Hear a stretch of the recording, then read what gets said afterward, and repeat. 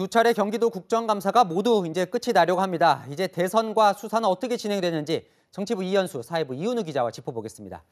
먼저 이현수 기자, 두 차례 국정감사요? 상당히 긴 시간이었어요. 네, 여당 대선 후보가 국정감사를 받는 초유의 상황이었죠. 그렇다 보니 그제부터 약 15시간 가까운 국감에선 대선 전초전이 벌어졌습니다. 특징적인 게 패널 전쟁이 펼쳐졌는데요. 보통 공격하는 쪽에서 패널을 활용하는데 국감을 받는 이재명 후보가 먼저 꺼냈고 이재명 후보를 저격하는 야권의 맞불 패널도 쏟아졌습니다. 그리고 작은 인형 하나가 국감을 멈추게 했습니다. 국민의힘 송석준 의원의 양의 탈을 쓴 강아지 인형인데요. 겉과 속이 다른 양두구육의 의미를 부여해서 이 후보를 비판하는 소품으로 가져왔다가 소란이 벌어지기도 했습니다. 자, 이은우 기자, 이제 국감 내용을 좀 살펴보죠. 이재명 후보가 결국 이제 대장동 특혜 의혹에 책임이 있냐 없냐를 가리기 위한 이제 국정감사인데 다 해명이 된 겁니까? 아니면 의문이 남은 것도 있습니까? 네, 이 후보의 좀 구체적 해명이 나오긴 했습니다. 그런데 이 의혹들이 모두 해소됐는지는 좀 의문입니다. 이 핵심 쟁점은 아무래도 이 초과이익 환수 조항이 대장동 개발 사업 협약에 포함되지 않은 경위, 이 경위를 이재명 후보가 알고 있었는지였습니다. 야권이 제기하는 이 후보의 배임 의혹과 직결되는 부분이라고 할 수 있겠죠. 삭제가 아니고 협약하는 과정에서 응모, 공모가 끝난 다음에 협약하는 과정에서 일선 직원이 했다는 건데요. 그때 당시에 간부들 선에서 채택하지 않았다. 이게 팩트고. 근데 이 간부선에서 채택하지 않았으니까 당시 시장인 자신에게도 보고되지 않았다는 주장인데요. 이에 더해서 이 환수 조항을 추가하자는 성남도시개발공사 내부 의견이 나온 시점, 이 시점이 이미 사업자 공모가 끝난 뒤였다는 말도 했습니다. 그러니까 환수 조항을 추가했다면 이 오히려 공모 지침 위반이 될 수 있었다는 논리인데요. 그런데 정작 이 성남도시개발공사 관계자는 이 최근 성남시 의회에 출석을 해서요. 이 사업자 공모 전에 이미 이 초과이익 환수 조항 추가 검토 지시가 있었다는 상반된 발언을 했습니다.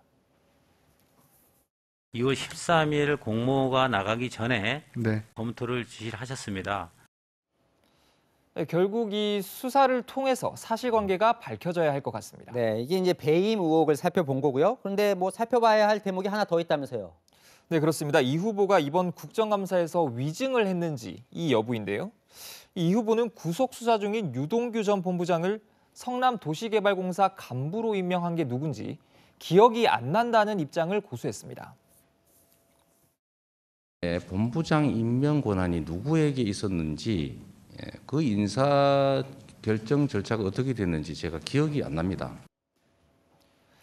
그런데 2010년 성남시의회 회의록을 보면요. 이런 이 후보의 말과는 조금 다른 정황이 담겨 있는데요. 성남시 의원이 당시 자격 논란이 일었던 유동규 전 본부장에게 기타 임명권자가 특별한 사유가 있다고 인정한 자로 채용됐냐 이렇게 질의를 하자 유 전 본부장이 그렇다는 취지로 답을 했습니다. 당시의 임명권자는 당연히 이재명 당시 성남시장이었는데 유 전 본부장은 자신을 채용해야 할 특별한 사유를 시장에게 인정받아서 채용됐다고 하는 반면에 이 후보는 기억이 안 난다 이렇게 주장하는 상황이죠. 이런 사실관계들이 정리가 좀 돼야 위증 여부도 판단이 가능할 것 같습니다. 네, 이현수 기자, 이제 그제 국정감사에선 이 국민의힘이 사실 제대로 공략을 못했다 이런 평가가 많았는데 오늘은 좀 달랐습니까? 네, 그제와 오늘 영상으로 한번 비교를 해보겠습니다. 당분도 놀랄 그분의 계력에 대해서 이야기하고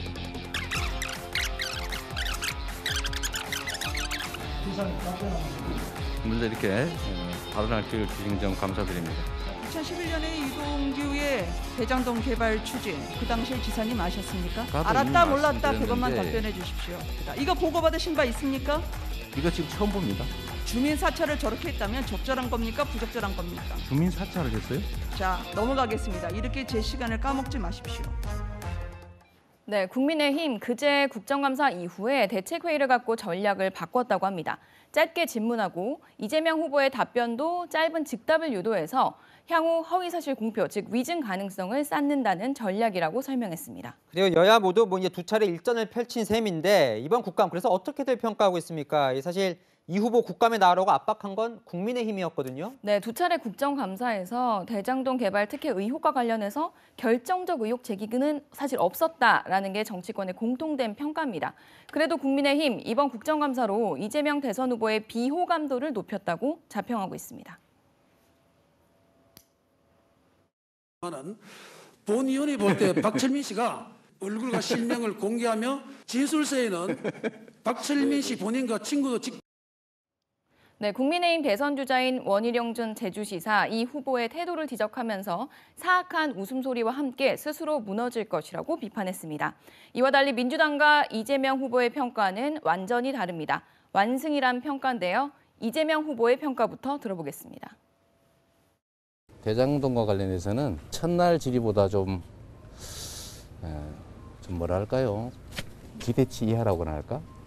그런 생각이 좀 들고 오히려 소리 지르는 게 많은 걸로 봐서는 하실 말씀이 정당성이 없어서 그러신 게 아닌가. 네, 야당의 기대치 이하라고 혹평하는 자신만만함을 보인 건데요. 이재명 대선 후보 측에선 대장동 의혹 관련해 설명도 잘 됐고 모범적 공익 환원 사례라는 홍보도 충분히 됐다고 평가했습니다. 여야 평가가 이렇게 다른데 여론엔 어떻게 반영될지 관심이 모아집니다. 이재명 지사는 곧 도지사직은 이제 그만둘 것 같죠. 네, 오늘 국정감사가 경기도지사로 수행하는 마지막 역할이 될 가능성이 높은데요. 이번 주 내 지사직을 그만둘 거다 이런 관측이 나오고요.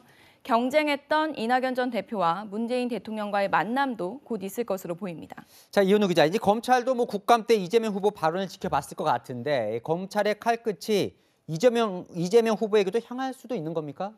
네, 검찰 내부 기류를 조금 취재를 해봤는데요. 네. 이 후보가 이미 고발이 돼 있죠. 그래서 이 대장동 개발 사업의 최종 결정권자도 이 후보고요. 그래서 이 추후 검찰 조사를 받는 게 불가피하다 이런 전망이 좀 우세했는데요. 네. 한편 유동규 전 본부장 등 이 대장동 핵심 관계자 조사 과정에서 이 후보가 관여했다는 증거가 나오지 않을 경우에 이 후보를 직접 조사하기까지는 좀 쉽지 않을 수 있다. 이런 의견도 있었습니다. 검찰은 이미 성남시청 압수수색 시점과 이 범위 논란으로 이 부실 수사 논란에 휩싸여 있는데요. 가장 중요한 건 이 증거를 찾고자 하는 검찰의 수사이지 않을까 싶습니다. 그래요. 국회의 국감은 끝났지만 이 검찰의 진실 규명은 아직 갈 길이 멀어 보입니다. 지금까지 이현수, 이은우 기자였습니다.